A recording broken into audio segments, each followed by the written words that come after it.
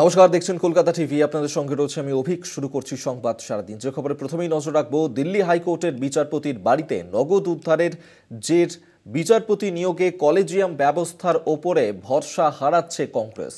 বিচারপতি নিয়োগে কোনো কমিশন গড়ার ব্যাপারে কংগ্রেসের আপত্তি নেই, তবে সরকারের হাতেই বিচারপতি নিয়োগের ভার গেলে মানবে না কংগ্রেস, এমনটাই কিন্তু কংগ্রেসের তরফ থেকে জানানো হচ্ছে। আপনারা জানেন যে দিল্লি হাইকোর্টের বিচারপতি তার বাড়ি থেকে, যশবন্ত বর্মার বাড়ি থেকে যেভাবে নগদ টাকা উদ্ধারের ঘটনা ঘটেছিল, সেই ঘটনার জের বিচারপতি নিয়োগে কলেজিয়াম ব্যবস্থার ওপর ভরসা হারাচ্ছে কংগ্রেস। বিচারপতি নিয়োগে কোনো কমিশন গড়ার ব্যাপারে কংগ্রেসের আপত্তি নেই, তবে সরকারের হাতেই বিচারপতি নিয়োগের ভার গেলে মানবে না কংগ্রেস, এমনটাই কিন্তু কংগ্রেসের তরফ থেকে জানানো হচ্ছে।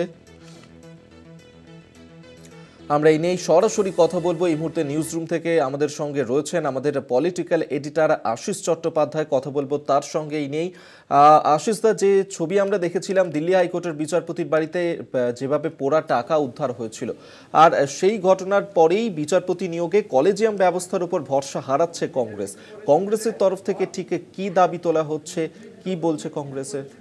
দেখো, এটা একটা বড় ঘটনা যেটা ঘটতে চলেছে আমাদের দেশে, যে প্রধান বিরোধী দল এবং প্রধান শাসক দল এই উভয়েই কোনো একটা বিষয়ে একমত হতে চলেছে। এটা সাধারণত ভারতীয় রাজনীতিতে কমই ঘটে, সেইরকম জিনিসটাই ঘটতে চলেছে। ঠিক কি হয়েছে ব্যাপারটা?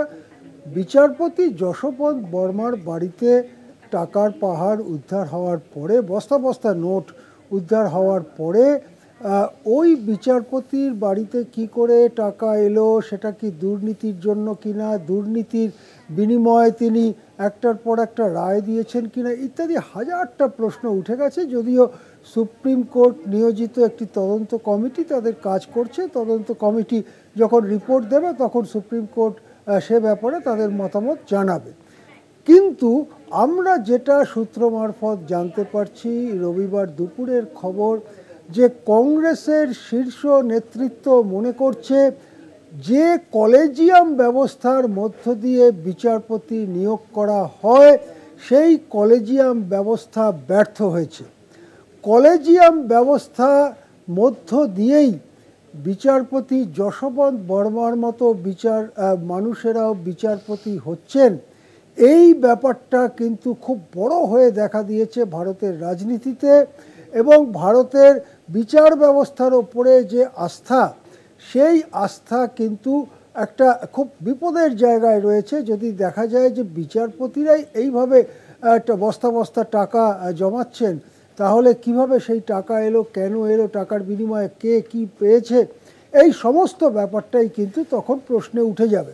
এখন আমি এই প্রসঙ্গে বলবো যে আমাদের সংবিধানের দুটি ধারা, 124-এর 2 ধারা এবং 217 ধারা, এই ধারা বলে সুপ্রিম কোর্ট এবং হাইকোর্টের বিচারপতি নিয়োগ করা হয়, এবং কে নিয়োগ করেন না রাষ্ট্রপতি নিয়োগ করেন, কিভাবে নিয়োগ করেন না সংশ্লিষ্ট বিচারপতিদের সঙ্গে আলোচনা করে নিয়োগ করেন। এই ধারা সংবিধানে লেখা রয়েছে। এখন 2014 সালে মোদি সরকার, প্রথম মোদি সরকার আসবার পরে তারা একটি আইন পাশ করে, যেটা ছিল সংবিধান সংশোধনী আইন। সেটা ছিল সংবিধানের 99তম সংশোধনী।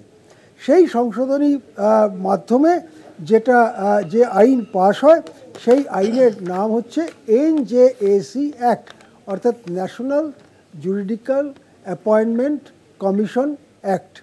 এই NJAC অ্যাক্টে কীভাবে বিচারপতি নিয়োগ হবে, অর্থাৎ হাইকোর্ট সুপ্রিম কোর্টের বিচারপতি কীভাবে নিয়োগ হবে, সেই ব্যাপারে একটা নির্দেশিকা দেওয়া হয়। কি নির্দেশিকা? না, 6 জনের কমিটি হবে। 6 জনের কমিটি হবে। তাতে কে কে থাকবে?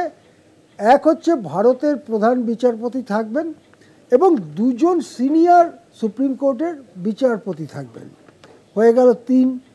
এর সঙ্গে থাকবেন কেন্দ্রের আইনমন্ত্রী 4। এছাড়া আর 2 জন বিশিষ্ট ব্যক্তি থাকবেন। কোন 2 জন বিশিষ্ট ব্যক্তি থাকবেন সেটা কিভাবে ঠিক হবে? না, 3 জনের একটা কমিটি তৈরি হবে। প্রধানমন্ত্রী, বিরোধী দলনেতা এবং সুপ্রিম কোর্টের প্রধান বিচারপতি, এই 3 জন মিলে বসে দুজন বিশিষ্ট ব্যক্তিকে বাছবেন।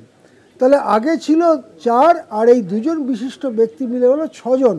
এর মধ্যে কেন্দ্রের মন্ত্রী মাত্র একজন, ইউনিয়ন ল মিনিস্টার, কেন্দ্রের আইনমন্ত্রী। বাকি সবাই হয় বিচারক নয় বিশিষ্ট ব্যক্তি। এই 6 জন মিলে কলেজিয়ামের বদলে এরাই বিচারপতি নিয়োগ সম্পর্কে সিদ্ধান্ত করবেন। এই যে কমিটি, 6 জনের কমিটি, সেখানে একটা ভেটো পাওয়ারও দেওয়া হলো। অর্থাৎ 6 জনের মধ্যে সিদ্ধান্তটা সবসময় মেজরিটি মাইনরিটি হিসেবে হবে না। যদি 6 জনের মধ্যে কোনো দুজন কোনো একটা ব্যাপারে আপত্তি করেন এবং লিখিতভাবে আপত্তি করেন, তাহলে সেটাকে ভেটো হিসেবে গণ্য করা হবে এবং 4 জন পক্ষে থাকলেও সেই সিদ্ধান্ত নেওয়া যাবে না। এটাই 2014 সালের NJAC অ্যাক্টে ছিল। যেটা উল্লেখযোগ্য সেটা হচ্ছে ওই অ্যাক্ট যখন, এই সংবিধান সংশোধনী যখন পাশ হয়েছিল সংসদে, তখন মোটের ওপর সবাই, শাসক পক্ষ বিরোধী পক্ষ অর্থাৎ কংগ্রেস বিজেপি সব, তারা মোটামুটি এর পক্ষেই মতামত দিয়েছিল। সামান্য কিছু ব্যতিক্রম ছাড়া একটা কনসেনসাস, সর্বসম্মতি দেখা গিয়েছিল সেই সময় সংসদে। কিন্তু 2015 সালে সুপ্রিম কোর্ট রায় দিয়ে এটাকে অসাংবিধানিক ঘোষণা করে দেয়। সুপ্রিম কোর্ট কেন অসাংবিধানিক ঘোষণা করে সেটা সুপ্রিম কোর্টের রায়ে ইন্টারেস্টেড লোকেরা দেখে নিতে পারবেন। তবে যেহেতু সংবিধানে লেখা আছে 124(2) এবং 217 ধারায় যে রাষ্ট্রপতি সংশ্লিষ্ট বিচারপতিদের সঙ্গে আলোচনা করে নিয়োগ করবেন বিচারপতি, সেখানে কোনো কমিশনের কোনো জায়গা নেই। সেই জন্যে এই যে নতুন কমিশন তৈরির জন্য আইন পাশ হয়েছিল, সংবিধান সংশোধনী আইন পাশ হয়েছিল, সেটাকে সংবিধান বিরোধী বা অসাংবিধানিক বলে চিহ্নিত করে সুপ্রিম কোর্ট। তারপর থেকেই সেটা ঠান্ডা ঘরে চলে যায়, যেহেতু সুপ্রিম কোর্ট সেটাকে অসাংবিধানিক বলেছে। এইবারে যখন যশবন্ত বর্মার বাড়িতে টাকার নোট পাওয়া গেল, তখন প্রথম বিষয়টি উত্থাপন করেন রাজ্যসভার চেয়ারম্যান তথা দেশের উপরাষ্ট্রপতি জগদীপ ধনখড়। তিনি বলেন যে ওই আইন থাকলে আজকে এই ধরনের বিচারপতি থাকতো না। এই কথা বলার পরে তিনি জেপি নাড্ডা, মল্লিকার্জুন খাড়গে ইত্যাদি বড় বড় দলগুলোর প্রধানদের সঙ্গে একবার দেখাও করেন। তারপরে রাজনীতিতে জল গড়াতে শুরু করেছে। আজকে রবিবার দুপুর থেকে যে খবর ক্রমাগত আসছে, কেন্দ্রীয় কংগ্রেস নেতৃত্বের পক্ষ থেকে আসছে, যে কংগ্রেস মোটের ওপরে ঠিক বলছে যে কলেজিয়াম ব্যবস্থা আর চলে না, এটা ব্যর্থ হয়েছে, তার বদলে কোনো একটা ব্যবস্থা আসা দরকার। তাদের শুধু একটাই আপত্তি যে বিচারপতি নিয়োগের ভার যেন পুরোপুরি সরকারের হাতে না চলে যায়। সুতরাং আমরা আশা করতেই পারি অদূর ভবিষ্যতে সংসদে কোনো ইনিশিয়েটিভ হবে যেখানে বিজেপি এবং কংগ্রেসকে এক জায়গায় দাঁড়াতে আমরা দেখব।